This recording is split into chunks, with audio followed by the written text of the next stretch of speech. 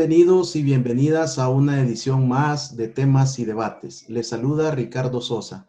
En esta oportunidad hacemos un contacto internacional hacia los Estados Unidos de Norteamérica con un salvadoreño que viaja por el mundo representando a nuestro país en los más altos lugares y sitiales de honor de la medicina, el doctor Antonio Ortiz Avendaño, médico general con especialidad en gineco-obstetra y una especialidad en perinatología.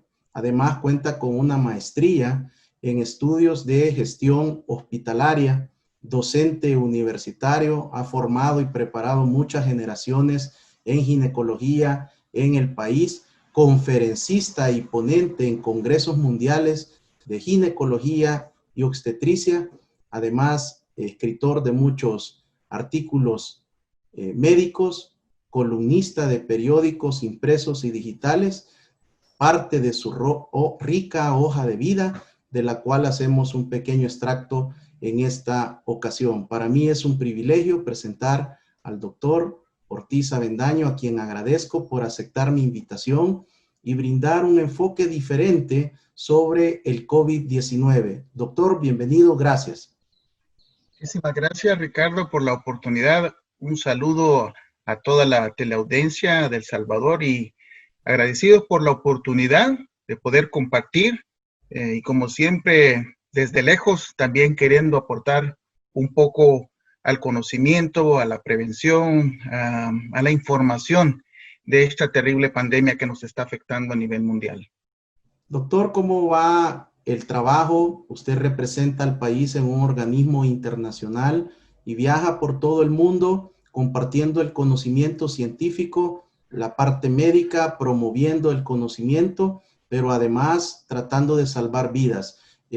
¿Cómo ha sido esta experiencia luego de que el país lastimosamente pierde sus servicios en El Salvador, pero ganamos reconocimiento y prestigio a nivel internacional con su representación? Sí, muchísimas gracias. El trabajo desde un organismo internacional que se enfoca en el tema de derechos humanos y específicamente en los derechos de la mujer y en la salud de la mujer es un trabajo duro, es un trabajo difícil. Muchos de los países en los cuales trabajo existe todavía mucha resistencia a reconocer los derechos de las mujeres en términos de la salud reproductiva, pero existen también otros en los cuales se han dado grandes avances. Desafortunadamente ahora con la situación epidemiológica y la pandemia, el trabajo ha cambiado la modalidad, estamos teniendo más trabajo virtual, que es el que creo que en todos lugares está buscándose promover y mejorar. Es un reto, pero también es una excelente oportunidad, ya que podemos llegar a más lugares en los que antes a lo mejor físicamente no se podía accesar.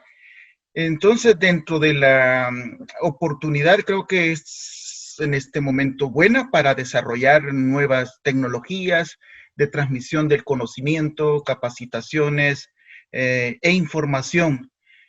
Así que la situación por estos lados, acá en Estados Unidos, también es difícil. Yo vivo en un estado en el cual afortunadamente la cantidad de contagios no ha sido tan grande, sin embargo es mucho más grande que El Salvador la cantidad de contagios y de muertes en sí. Sin embargo, los estados que están más gravemente ahorita afectados, como Florida, California, Texas, son los que están siendo el centro de la pandemia, de la epidemia, y otros estados como Nueva York que ya están resolviendo, han entrado en un cierto grado de control territorial bastante estricto, tanto que las personas que llegan ahora están siendo colocadas en cuarentena domiciliar en algunos casos y en otros casos pues en centros de cuarentena en Nueva York. Así que la situación es bien cambiante dependiendo del estado y también dependiendo del país, ¿no? Doctor, ¿cómo ha sido su experiencia, su vivencia a través de la llegada de la pandemia del COVID-19 como profesional de la medicina? Sin duda, a nuestra generación no le había tocado experimentar una situación de este nivel? ¿Cuáles son sus primeras reacciones como profesional de la medicina, como investigador académico?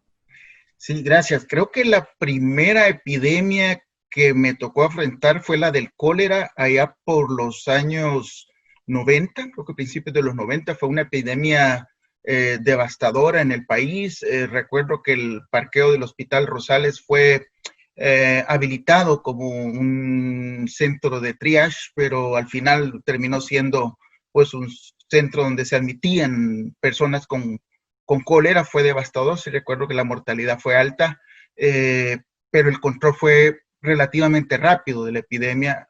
Sin embargo, fue muy costoso. La siguiente fue la de H1N1, que fue, creo que al principio de los años, finales del 2000, ahí por el 2009, 2010, que fue una afección pulmonar severa también que aumentó la mortalidad en las mujeres embarazadas con un efecto devastador en el embarazo por los cambios fisiológicos que se producen, y también pues de alguna manera se logró controlar relativamente rápido.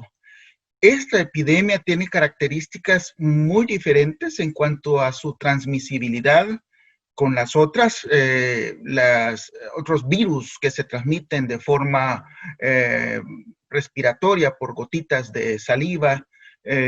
No son tan virulentos, por así decirlo. Hay estudios ahora, se creía que antes era la transmisión de 1 a 2, o sea, por cada infectado del COVID pueden haber 2, pero ahora incluso ya hay lugares donde es de 1 a 4 por cada infectado. Por COVID pueden haber 4 más. Esto hace más difícil el rastreo de los contactos, la prevención de la propagación del virus. Y aunado a esto, que no existe una cura al momento, más que tratamientos para tratar las complicaciones. En ese sentido, hay algunos estudios que aportan beneficios de esteroides, pero en casos muy graves. No así, por ejemplo, en la H1N1, que el oseltamivir fue un medicamento que vino a romper esta cadena de muertes que apareció incluso para ser utilizado de forma profiláctica, o sea, aquellos contactos. Recuerdo que nosotros como personal de salud, si habíamos estado en contacto, teníamos que tomar el oseltamivir, cosa que para el COVID, para el SARS-CoV-2 no existe aún, y esto hace más complicada la prevención de su transmisión. Así que estamos ante una pandemia de inusual aparecimiento con características epidemiológicas muy sui generis que nos están llevando a poner al máximo los esfuerzos conjuntos de todos los países para prevención, tratamiento y rehabilitación de esta enfermedad. Y ahí podemos hablar de muchas cosas. Están los esfuerzos de las vacunas, que no estamos pensando que sean a corto plazo. En el mejor de los panoramas podríamos hablar de mediados del otro año, que esté lista, y para que ésta llegue a nuestros países probablemente un poco más de tiempo.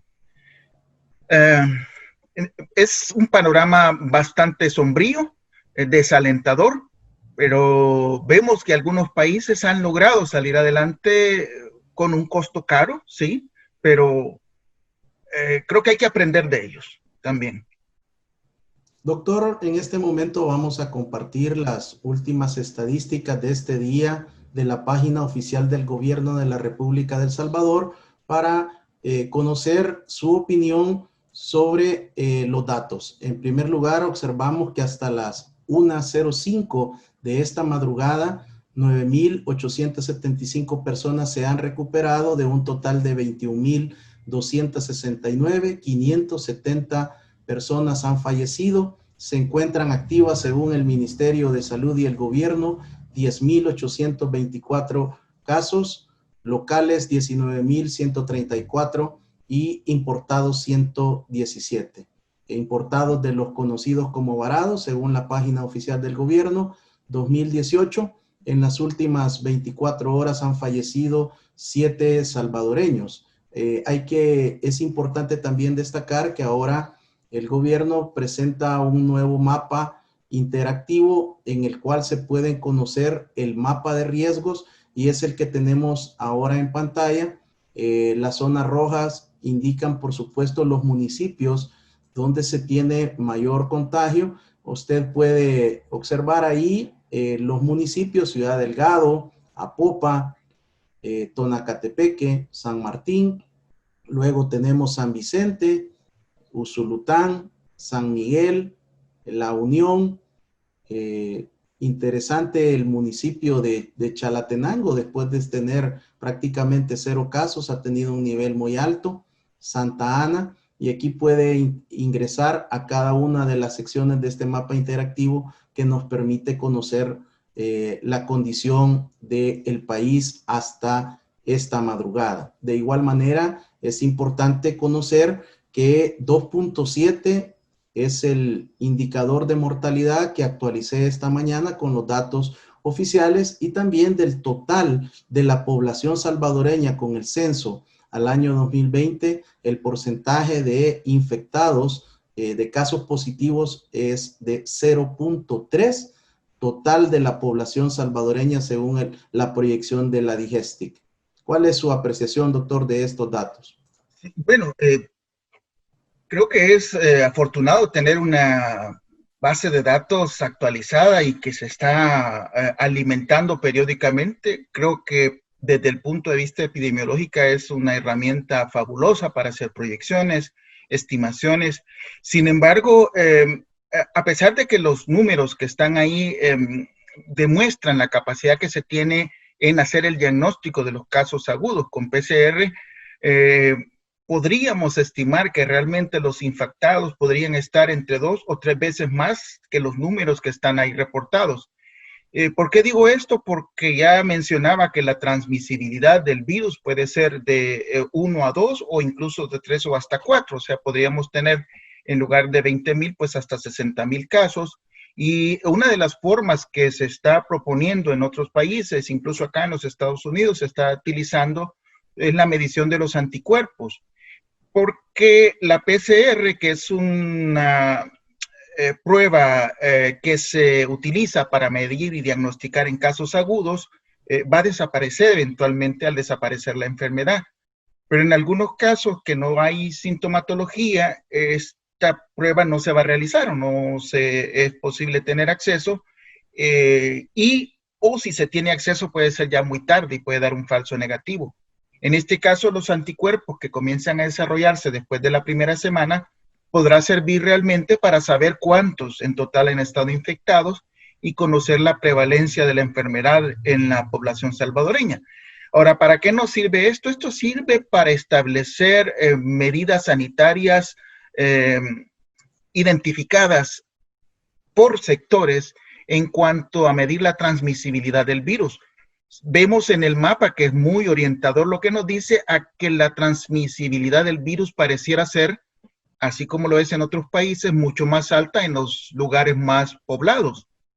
Y esto tiene sentido en aquellos espacios donde se puede estar a menos de 6 pies de distancia o de 1.80 metros, que es cuando el virus se puede transmitir de persona a persona, existirá un mayor riesgo de contagio.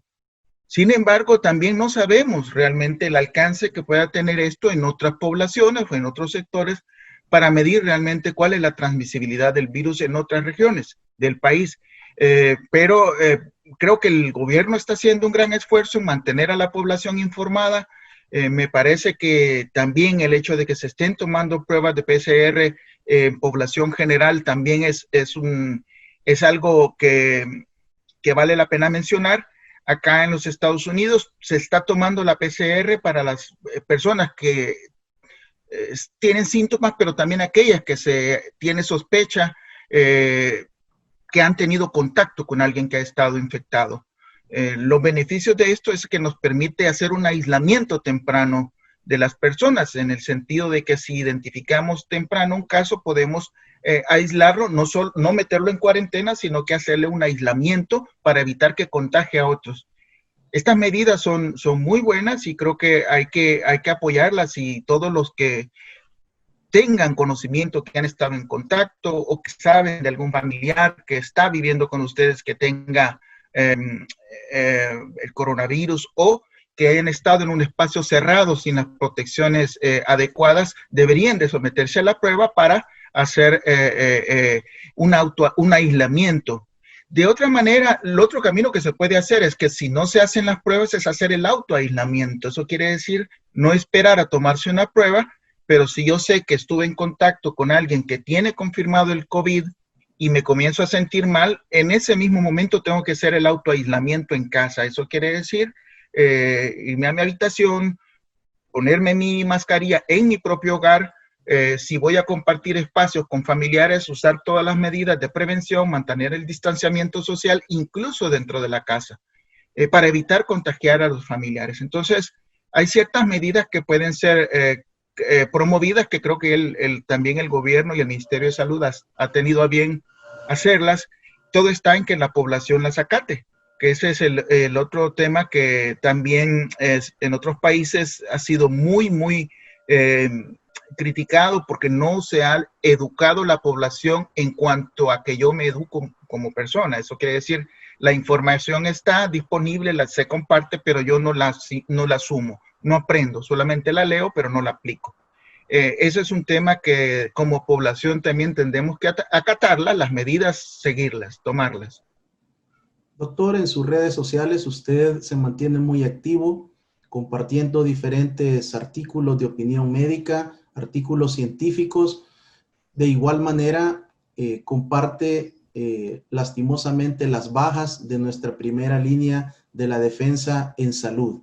Muchos de ellos han sido sus alumnos, algunos han sido docentes en su formación académica. ¿Cómo vive usted ya esa parte de desde lejos, pero unido a través de la tecnología del internet, conocer el estado de la salud, del contagio y de las bajas dentro del personal de médicos, enfermeras, paramédicos, que muchos de ellos fueron sus alumnos?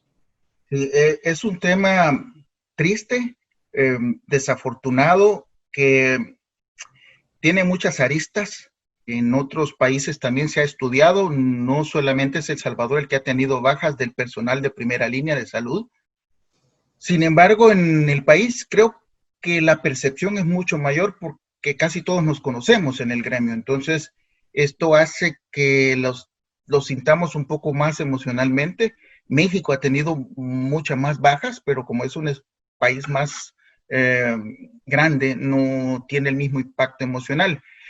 Creo que acá tenemos mucho de quizás que aprender en el sentido de cuál ha sido nuestras lecciones aprendidas, cuál ha sido las oportunidades de mejoras, temas que van desde la protección del personal con equipo de calidad y que tenga certificaciones y que esté avalado por organismos internacionales como el CDC, OMS, etcétera, para que puedan de verdad proteger al personal, pero también otros aspectos que son crónicos, como el desgaste del personal de salud por la sobrecarga laboral, la falta de recursos del personal, que es una deuda pendiente. Hace poco leí el informe de la OMS acerca del número de médicos por habitantes y todavía estamos lejos de alcanzarlo. El Salvador anda por 2.5 médicos y enfermeras. Se estima que por cada médico deberían de haber 3 enfermeras, y en cuanto a médico y enfermeras no llegamos ni al 3. Y lo ideal es tener cercano a 5 en médicos, y en enfermeras pues obviamente sería más o menos 6, y no llegamos ni al 3.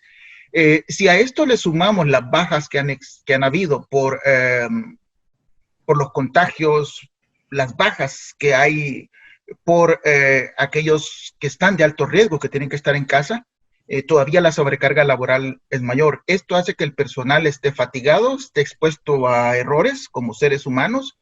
Y también otro punto importante es las jornadas laborales extensas. Se sabe que no deberían en lugares críticos en estos momentos por la pandemia no ser más de 8 horas las jornadas, pero idealmente es tener turnos de 4 a 6 horas y estar intercambiando para evitar la exposición prolongada al virus y aumentar la carga viral. Estas medidas obviamente deben de ser tomadas cuando hay suficiente personal, pero también como más adelante podría compartir un poco, pero en cuanto a las medidas que propone la OMS, una es el cambio de roles o el compartimiento de roles por otro personal, y en ese sentido es muy importante pues que en este momento los especialistas también puedan hacer una capacitación rápida a personal médicos generales o médicos de otras especialidades para que puedan también sumarse al tratamiento y a la prevención de esta pandemia.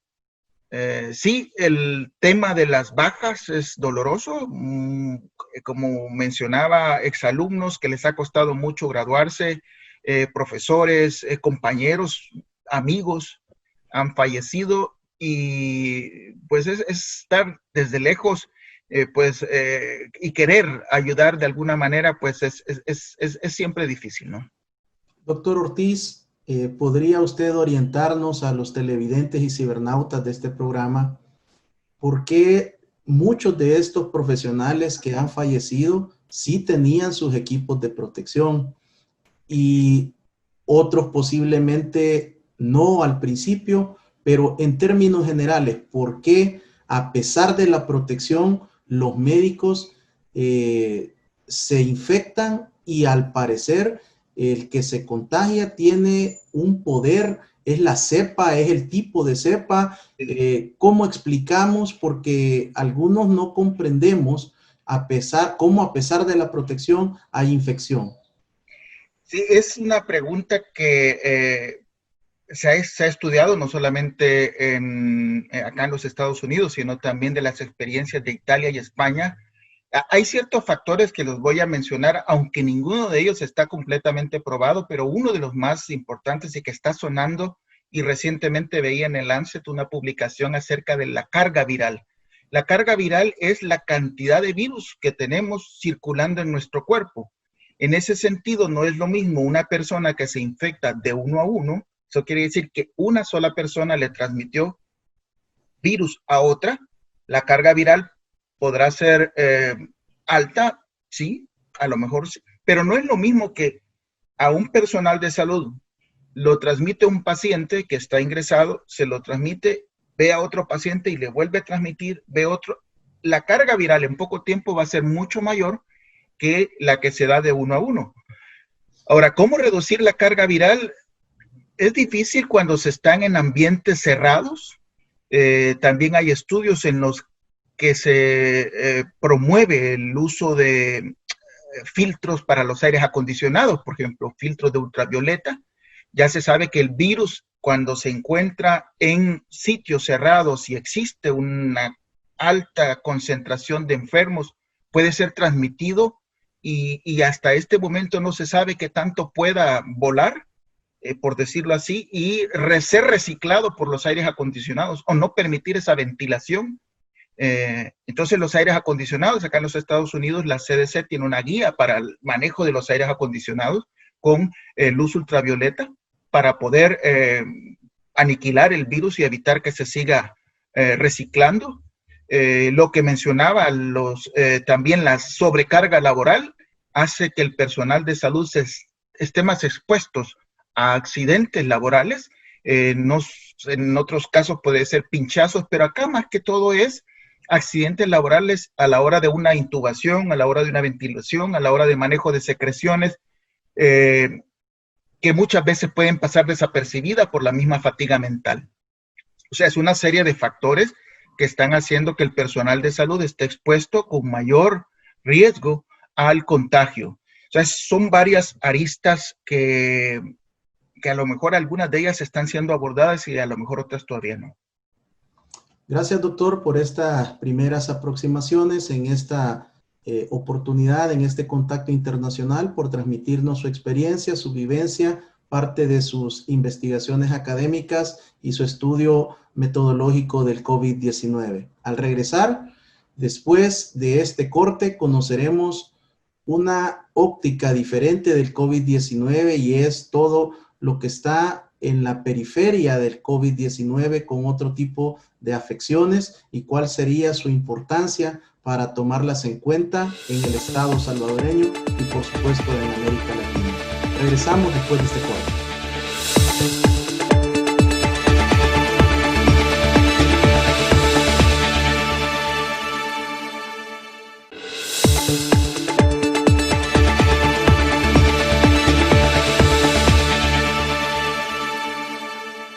Gracias por continuar con temas y debates. Usted puede observar este programa de lunes a viernes de 7 a 8 de la noche y su diferido de 1 a 2 de la tarde. Señal abierta de televisión nacional, cables, Tigo y Claro y nuestras multiplataformas de redes sociales. En esta oportunidad contamos con la participación del doctor Antonio Ortiz Avendaño, quien es un médico con experiencia y formación gineco-obstetra, perinatólogo y cuenta con una maestría en gestión hospitalaria. Doctor, ¿cuáles son estas condiciones que usted ha estado estudiando y brindando muchos aportes sobre el tratamiento periférico y cómo afecta la salud del COVID-19? En algún momento posiblemente nos hemos desenfocado de este tipo de afecciones, principalmente en El Salvador, pero que también no escapan a América Latina. Sí, muchas gracias. Es una pregunta interesante y definitivamente que tenemos que ver un poco para atrás lo que ha sucedido en otras pandemias cuando los países se enfrentan a condiciones excepcionales de demandas de servicio de salud que sobrepasan los recursos disponibles y estos recursos se vuelven escasos. Dígase desastres, terremotos, conflictos, guerras, o en este caso emergencias sanitarias. Todos los países del mundo están afrontando la trágica situación del brote del COVID. Los sistemas de salud están rebasados. Vemos las unidades de emergencia que están saturadas por la enfermedad. Pero hay una situación que está siendo poco atendida o poco visibilizada y son los efectos colaterales del COVID. Y esto, dígase, aquella mortalidad que no está asociada directamente al COVID, pero es el resultado del descuido o de la desatención de otras enfermedades, que por mencionar algunas es la mortalidad indirecta por situaciones prevenibles y tratables, díganse enfermedades crónico-degenerativas, diabetes, hipertensión, que son desatendidas en este momento por dar prioridad al COVID. En ese sentido, se ha aprendido por ejemplo, de la epidemia de ébola que pues azotó África. En esos momentos, cuando después con el tiempo se logra hacer un análisis de las muertes que sucedieron, resultó que las muertes por sarampión, malaria, por VIH, tuberculosis, atribuida a fallos del sistema, excedieron por mucho las muertes que ocasionó el ébola.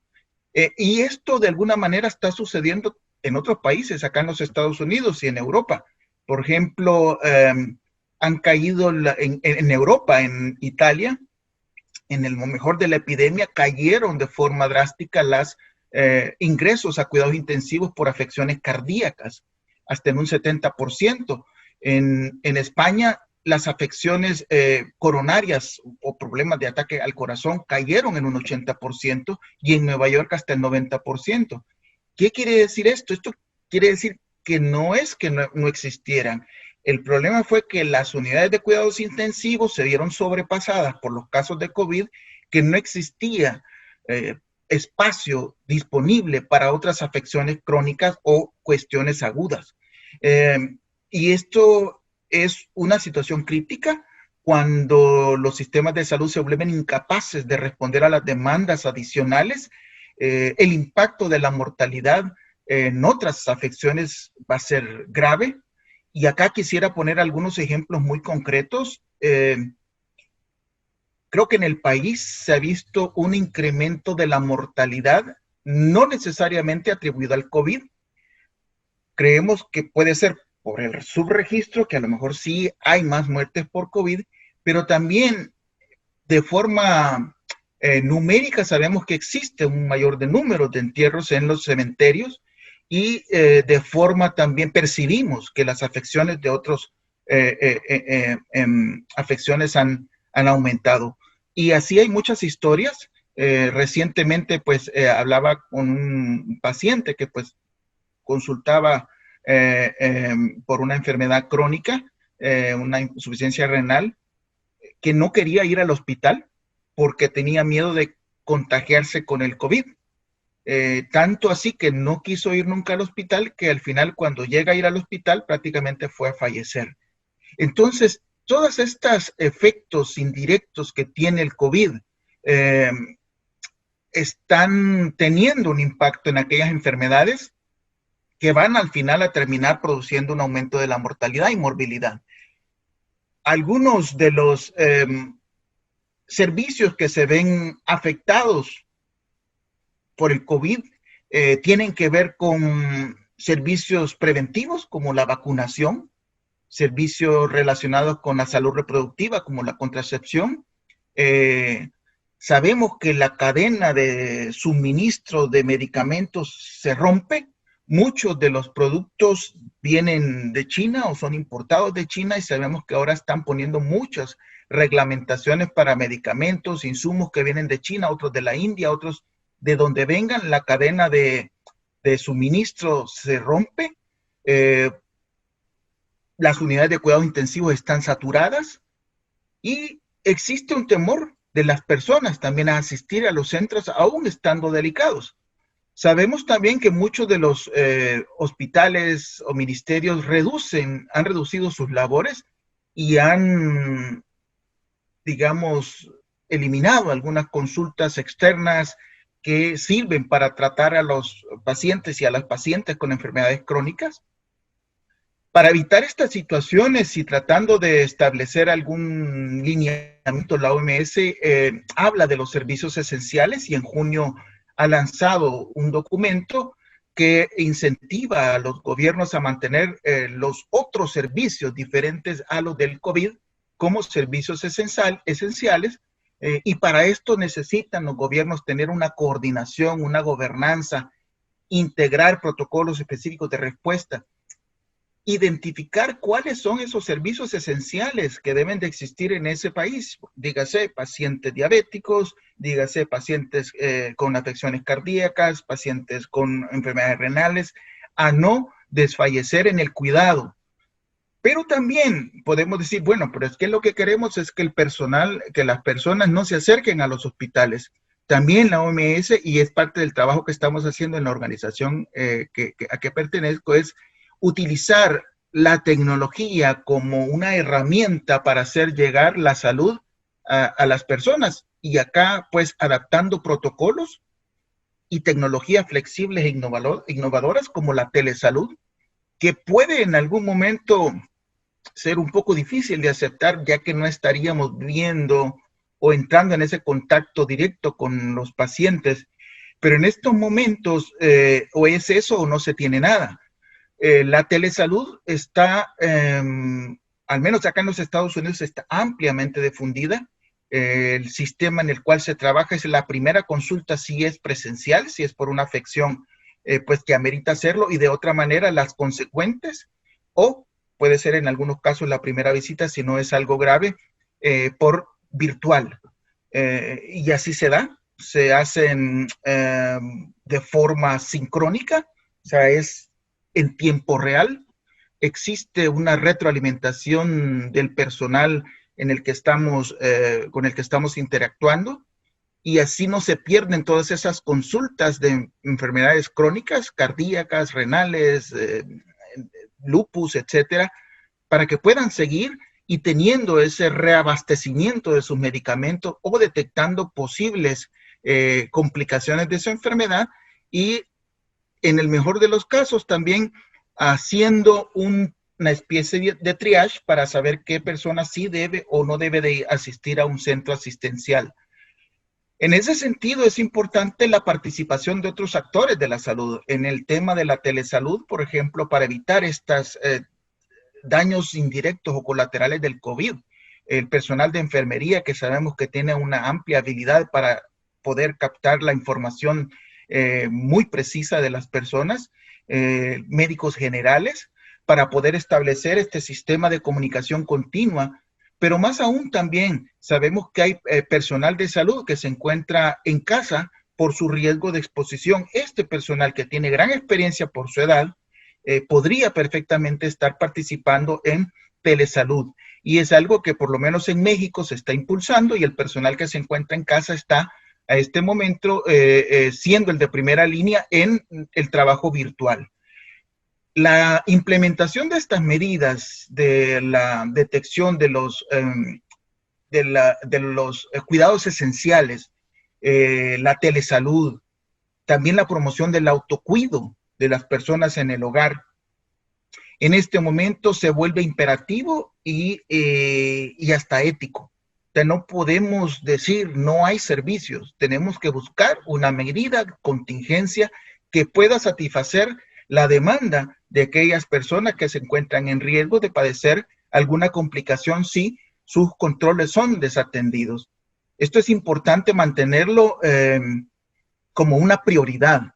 Y en ese sentido ya pues mencionaba algunos de ellos, cuáles son las enfermedades crónicas degenerativas, pero en el tema también que nos compete la salud reproductiva, los cuidados prenatales, los cuidados de la mujer, la contracepción.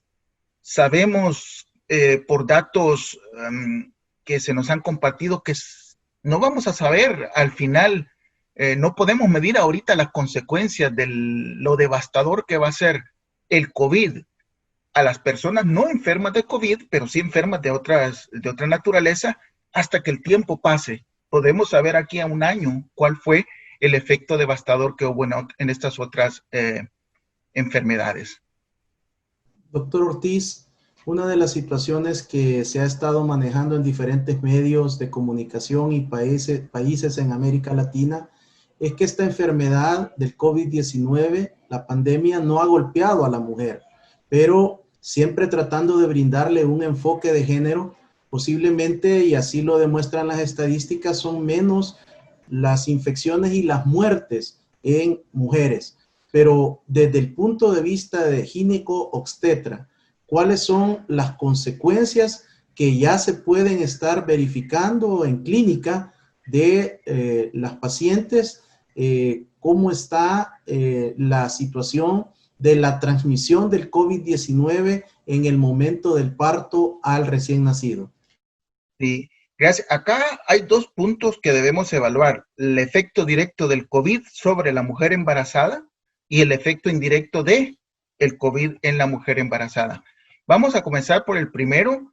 Si bien es cierto, hay revisiones sistemáticas a nivel mundial en donde no se puede afirmar todavía que el COVID tenga una presentación más severa en la mujer embarazada, sí sabemos que todas las afecciones pulmonares graves en el tercer trimestre del embarazo, o sea, ya cuando el estómago, el abdomen o el útero está grande, y que la capacidad inspiratoria de la mujer se ve afectada y por eso respira más rápido, puede hacer menos una expansión costal, va a tener mayor repercusión.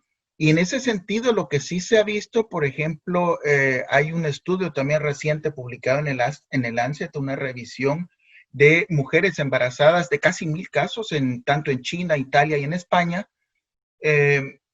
Los datos que se ven son que sí, la pasan mal, las mujeres son admitidas a cuidados intensivos, no tienen una mortalidad mayor que la población general, pero sí, por ejemplo, en China tuvieron hasta un 83% de cesáreas. Eso quiere decir que de alguna manera sí, la forma natural de un embarazo se está afectando y podemos tener consecuencias en la mujer directas por el COVID. Ahora, con la transmisión vertical, o sea, ¿qué tanto existe la posibilidad de que el virus atraviese la placenta y pueda infectar al feto y luego eventualmente tener un recién nacido infectado?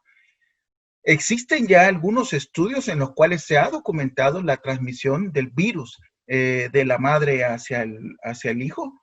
No es una gran cantidad, se estima que anda no mayor del 5%, hay estudios que van desde el 3.5 hasta el 5%, lo cual se cree que tiene un mismo porcentaje que otros virus. La situación acá es que también, como es una enfermedad reciente, no sabemos a largo plazo qué afección puede tener este recién nacido infectado, por un lado. Y por otro lado, estamos midiendo a este momento solo el recién nacido que llegó al final del embarazo y nace. No hemos medido todavía la cantidad de pérdidas que hubieron durante el embarazo, aquellos productos o embriones o fetos que fueron afectados severamente por el virus, pierden la batalla y se vienen, ¿no? Por decirlo, se vienen prematuramente o se abortan espontáneamente.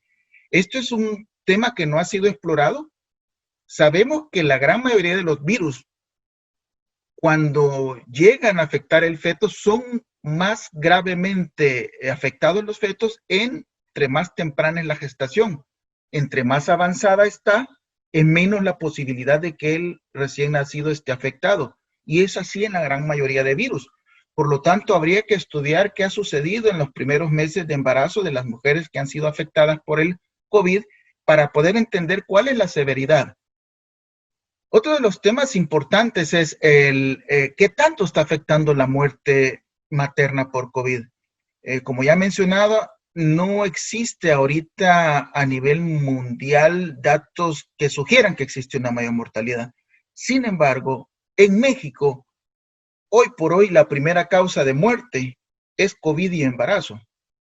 Es un dato oficial que está en la página de la Secretaría de Salud Pública de México. Tenían hasta la semana pasada ya casi llegando a los 80 casos de muertes por COVID y embarazo, pero también había otro grupo un poco menor de datos que decían sospecha de COVID y embarazo, que también habían muertes, y otro grupo que decía otras enfermedades pulmonares y embarazo.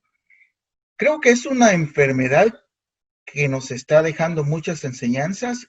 No es lo mismo tener un COVID en El Salvador, Honduras, Nicaragua, Guatemala, que tener un COVID en Noruega, Finlandia. No sé, creo que también tenemos que crear nuestra propia evidencia como país, tenemos que buscarla y tenemos que documentarla. Eso es algo que sé que se está haciendo. El Instituto Nacional de Salud está haciendo una gran labor tratando de compartir actualizaciones, recopilando información para poder llegar a entender mejor la enfermedad. Sí, hay otra situación, doctor, su recomendación para las amigas televidentes y cibernautas que observan este programa en este momento. ¿Cuáles serían los consejos para su etapa de embarazo, sea que está en sus primeras semanas de inicio o en el último trimestre? Bueno, quizás una de las recomendaciones que haría primero es si tienen la decisión de embarazarse, es tener una asesoría pregestacional para evaluar las condiciones de riesgo. En caso de que exista un alto riesgo de que el embarazo vaya a tener muchas complicaciones, es mejor postergar el embarazo, planearlo para que se dé luego que pase la pandemia, que creo que no es uno de los mejores momentos para poder embarazarse. Sin embargo, si ya está embarazada, lo mejor que puede hacer es tener un control cercano con el sistema de salud. De alguna manera se tiene que dar respuesta. Hay que tener un contacto y una interacción continua con personal de salud para detectar riesgos existentes en el embarazo, hacer una clasificación de riesgo en alto o bajo, tomar todas las medidas de bioseguridad, las medidas que todos ustedes conocen, pues el distanciamiento social, el uso de la mascarilla, etcétera, etcétera. Todo eso con mucha mayor responsabilidad. No sabemos hasta este momento qué tan grave puede ser una afección de COVID y embarazo. Sabemos que a algunos les va bien, que a otros no tan bien, pero al momento creo que nadie quisiera experimentar y decir, bueno, me voy a arriesgar a ver qué pasa. Si pueden postergar su gestación, creo que sería muy recomendable, y si no, pues si ya lo están, mantener un constante seguimiento con el personal de salud. Hay un tema interesante también que es la lactancia. Ha existido, digamos, algunos esfuerzos de decir, bueno, si es una madre que tiene COVID, que no le dé pecho porque puede estar presente en la leche, etcétera. Bien, lo que se sabe es que sí puede existir en algunos casos pequeñas concentraciones de virus en la leche materna, pero no son lo suficientemente altas como para poder provocar una infección en el recién nacido.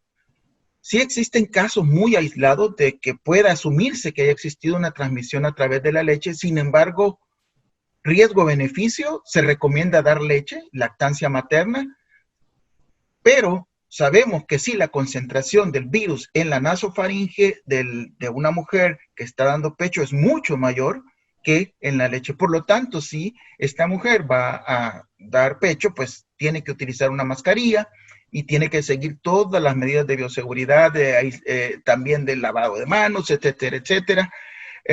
Pero hasta este momento, todos los organismos internacionales no recomiendan la suspensión de la lactancia materna, aún que la mujer esté infectada por COVID. Ahora, sí hay algunas excepciones, por ejemplo, si la mujer se encuentra en condición grave o crítica, obviamente esas situaciones son diferentes, pero estamos hablando de casos leves, que riesgo-beneficio pues debe de continuarse. Lo importante es, y por otro lado, si no pueden tener acceso a un personal de salud, el mantenerse informado en los sitios del Ministerio de Salud, en sitios internacionales que están también en español, como OPS, OMS, el CDC de Atlanta, y hacer las preguntas. Si ustedes ponen la pregunta, ahí les va a salir, ¿puedo dar pecho mientras tengo? Y ahí les va a salir todas las posibles respuestas que el CDC tira o la OMS. Entonces los invito también los invito a utilizar la tecnología, que hoy por hoy creo que es más necesaria que en otros tiempos. Doctor Ortiz, en relación a la reincidencia de las personas que se han recuperado de COVID-19, hay mucha polémica, pero ¿qué dicen las investigaciones médicas hasta este momento si una persona que se recuperó puede reinfectarse? Sí, esa es una buena pregunta. Todavía no hay una respuesta concreta así científicamente probada.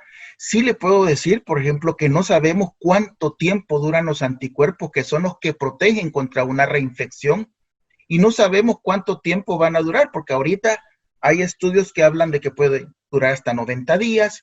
Sabemos que algunos otros virus que son muy cercanos al COVID, como el SARS-2 que se dio ya por los años 2014 en el Oriente, que produce inmunidad permanente. Podemos asumir e inferir eso. Pero ¿por qué no podemos saber? Porque no ha pasado suficiente tiempo para poder saber si dura 1 año, 2 años o es para siempre. Eso solo el tiempo lo va a decir.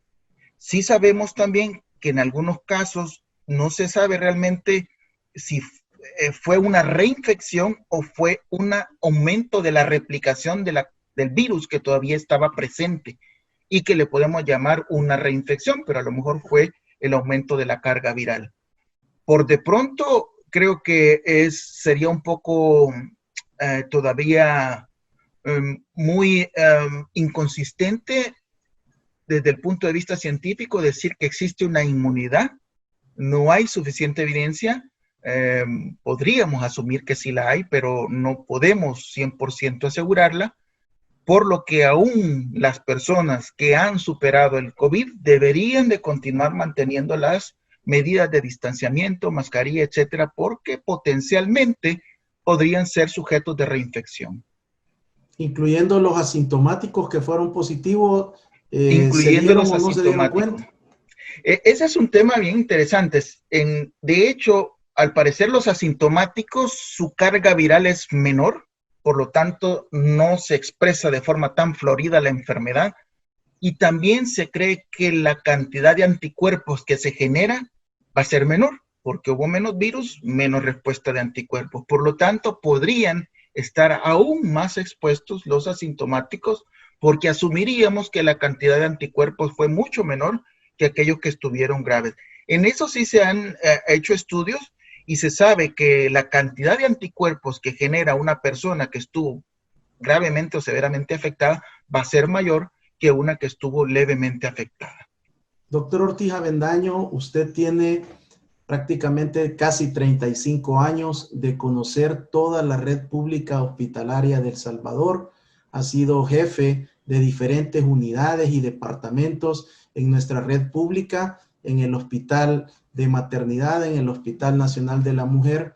¿Cuál es su opinión al observar el nuevo Hospital El Salvador? Usted que desde sus estudios de la medicina como miembro de este grupo de estudiantes de esta generación de la Universidad Nacional de El Salvador, se formó en diferentes hospitales de la red pública y ahora observar este Hospital El Salvador. Bueno, yo en lo personal creo que la idea de tener un centro asistencial dedicado exclusivamente para el COVID fue muy buena. El poder tener de forma aislada para poder controlar mejor el ingreso y de los casos fue muy atinada. Creo muy particularmente que posiblemente, y recuerdo pues cuando, por ejemplo, el hospital neumológico, que en su tiempo fue diseñado para el manejo de la tuberculosis, que tuvo ese mismo principio de mantenerlos aislados, probablemente el fortalecimiento de algunos ya hospitales existentes, como dígase el neumológico o otros, pudo haberse a lo mejor realizado de una manera más rápida y quedar pues también un hospital para siempre. Ahora con el Hospital El Salvador entiendo que si fue programado para 1000 camas, cuidados intensivos, y si entendemos que la relación de médicos y enfermeras para 1000 camas es, en cuidados intensivos es un médico para 2 camas, cuando máximo, y 2 enfermeras por cama, por turno. Entonces estamos hablando que si son 3 turnos, estaríamos hablando de al menos unos 3000 médicos para cuidados intensivos, por supuesto. Si fuese un centro de hospitalización de bajo riesgo, la situación es diferente. La relación de personal médico de enfermería es mucho menor. Pero si es de cuidados intensivos, creo que el principal reto o en el área de planeación era estimar el recurso humano. Los hospitales, en mi percepción y experiencia personal, no lo hacen los edificios, los hospitales no lo hacen las máquinas, los hospitales lo hacen el recurso humano, el personal capacitado y comprometido para el manejo. En ese sentido, no sé, tengo la impresión que la intención a lo mejor pudo ser buena, pero en términos de preparar la funcionabilidad del hospital pudo no haber sido la mejor. Y por ahí pues es como poner una analogía, es como comprar un Ferrari y tenerlo parqueado porque no tengo cómo mantenerlo, ¿no? O no utilizarlo. A lo mejor no es la mejor de las comparaciones, pero lo que quiero decir es que sí, el hospital se ve que está muy bien, que se ve que lo han terminado, pero entiendo que no ha sido posible ponerlo a funcionar en toda su capacidad por diferentes razones. Creo yo que llegó un poco tarde, creo que pudo haber sido antes. Todos creo que vivimos las diferentes vicisitudes que pasaron el Hospital Rosales, bueno, lo que está sucediendo ahora en San Miguel, así. Creo que no estoy tampoco diciendo que sea mal. Creo que muy pocos gobiernos han logrado dar en el clavo con el manejo. Como ya mencionaba, son situaciones que pasan de una epidemia a un desastre en salud, y en un desastre prácticamente se cuenta con lo que se tiene, y en un desastre lo que se tiene que hacer es que la mortalidad sea lo menor posible. No quiere decir que no va a haber. Van a haber muertos y posiblemente sigan habiendo, pero lo que se tiene que buscar es que sean lo menos posible. Si grandes países, si grandes ciudades como Nueva York, como Los Ángeles, como Miami, Italia, han tenido problemas graves y quizás peores los que ha tenido El Salvador, creo que haríamos mal en decir que se tenía todo preparado. Creo que no es cierto. Creo que de aquí a un par de años estaremos aprendiendo lo que hicimos mal y aprendiendo lo que hicimos bien y preparándonos para una nueva batalla. Y también haciendo un poco la analogía, creo que en algún momento el mundo se preparó para una tercera guerra mundial, con armamentos, con soldados, entrenándose, y creo que se entrenó al soldado equivocado. Creo que el soldado tenía que ser el sistema de salud, el ejército, las enfermeras, enfermeros, médicos, y el equipamiento era en salud y no en armamento. Creo que ese es un mensaje que, perdón. Sí. Quiero agradecerle el haber aceptado mi invitación, el poder habernos ilustrado desde un enfoque diferente, un abordaje más integral, los efectos colaterales del COVID-19 en la salud, en el sistema hospitalario, y brindarnos esta orientación viniendo de un investigador de la medicina, de una persona con tanta competencia y una rica hoja de vida, un talento salvadoreño que nos representa en los más sitiales altos de honor de la medicina mundial. Muchas gracias por haber aceptado mi invitación y estaremos recurriendo a usted para poder actualizarnos y poder conocer cuáles son los avances en la investigación médica, académica, científica sobre el COVID-19 y con énfasis en el género de la mujer. Muchísimas gracias, Ricardo, y un agradecimiento a toda la teleaudiencia y pues el mensaje final, lávense las manos y usen mascarilla. Ha sido el doctor Antonio Ortiz Avendaño, médico con especialidad gineco-obstetra en perinatología y que cuenta con una maestría en administración de gestión hospitalaria, docente universitario, ha sido jefe, director de diferentes unidades hospitalarias en El Salvador y ahora trabajando por un organismo internacional representando en lo más alto a nuestro país. Atienda los consejos, las recomendaciones que en este programa nos ha facilitado el doctor Ortiz Avendaños, a seguirnos cuidando. Bendiciones. Gracias. Hasta la próxima. Gracias. Chao.